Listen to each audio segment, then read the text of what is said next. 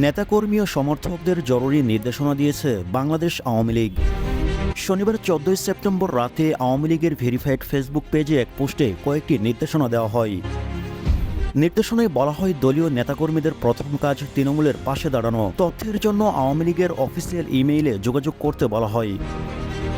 এতে আরও বলা হয়, সামাজিক যোগাযোগ মাধ্যমে কোনো প্রকার উস্কানি বা প্রচারণার ফাঁদে পা দেবেন না। সারা দেশে জুলাই মাসের শেষ থেকে আগস্টের শুরু থেকেই আওয়ামী লীগ ও সহযোগী সংগঠনের নেতাকর্মীদের উপর যত হামলা হয়েছে, ভাঙচুর, লুটপাট ও হত্যাকাণ্ড হয়েছে, সেগুলোর ছবি এবং ভিডিও টুইটার, ফেসবুক, ইউটিউবে প্রচার করুন। দেশবাসীকে জানাতে হবে কী ধরনের নির্যাতন হয়েছে গত 1.5 মাসে আওয়ামী লীগের উপর। জনগণের আস্থা অর্জন করার লক্ষ্যে কোনো ধরনের উস্কানিমূলক পোস্ট বা ভুয়া বার্তায় বিভ্রান্ত না হতে বলা হয়।